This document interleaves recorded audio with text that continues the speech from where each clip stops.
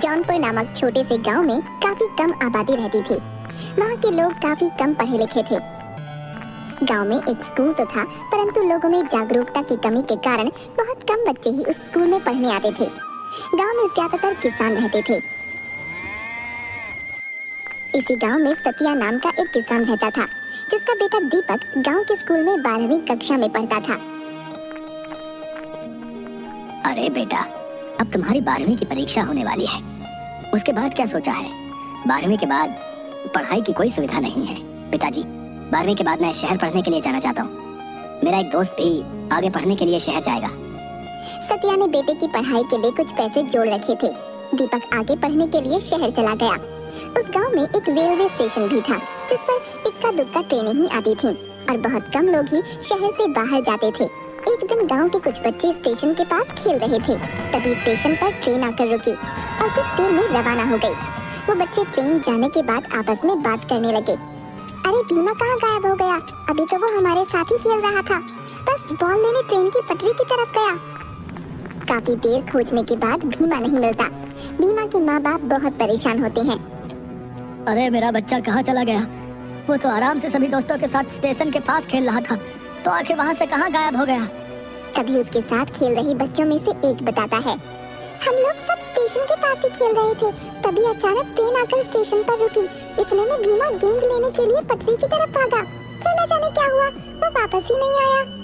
Train तो 5 minute बाद वहाँ से रवाना हो गई, पर भीमा कहीं नहीं मिला। सारा गांव उस बच्चे को ढूंढकर परेशान हो जाता है, पर वो कहीं नहीं मिलता। इसी तरह कुछ दिनों बाद एक और बच्चा स्टेशन के पास से ही गायब हो जाता है।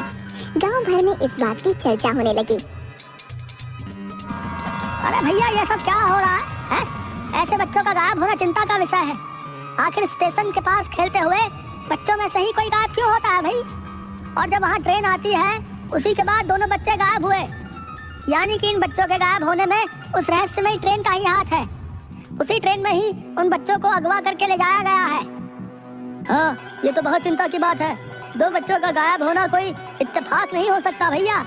जरूर ट्रेन में ही कोई व्यक्ति बच्चों को लेकर गया है, परंतु हम अब क्या करें? हम सभी को अपने बच्चों को स्टेशन की तरफ जाने से मना करना पड़ेगा। भाइयों, कहीं कोई भूत प्रेत हमारे बच्चों को गायब तो नहीं कर रहा ना? अरे भाई, अब तुम और मत डराओ हमें। हाँ, वैसे ही गांव वाले सब के सब डरे पड़े हैं। गांव के हर घर में इस बात की चर्चा हो रही थी। सतिया के कान में भी ये बात पड़ी, तब उसे भी समझ नहीं आया कि ये सब क्या माजरा है। लोगों ने स्टेशन की तरफ जाना डर के मारे छोड़ दिया। दीपक शहर से छुट्टियों में कुछ दिन के लिए गांव में रहने आया। उसने भी गांव वालों से और अपने पिता से बच्चों के रहस्यमयी तरीके से गायब होने का किस्सा सुना। अरे भाई, मैं ये क्या सुन रहा हूँ? गांव से 2 बच्चे किस तरह स्टेशन के पास से गायब हो गए? हमें इस बात की तह तक जाना चाहिए, वरना तो डर के मारे कोई स्टेशन की तरफ जा ही नहीं पाएगा।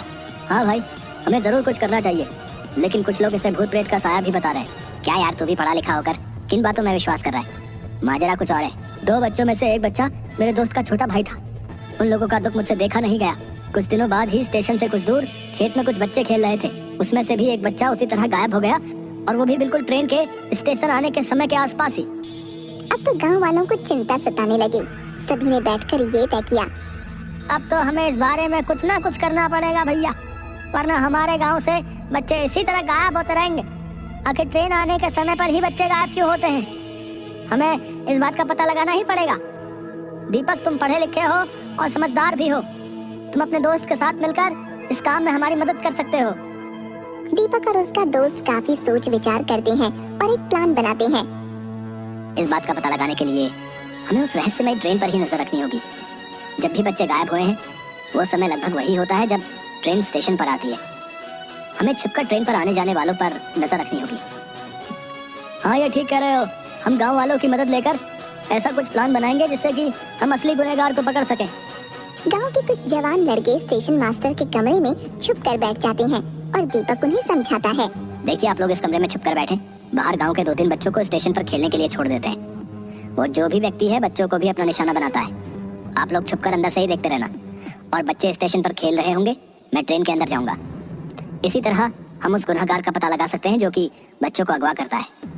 सभी लोग दीपक के कहे अनुसार कमरे में छिप जाते हैं और बच्चे बाहर स्टेशन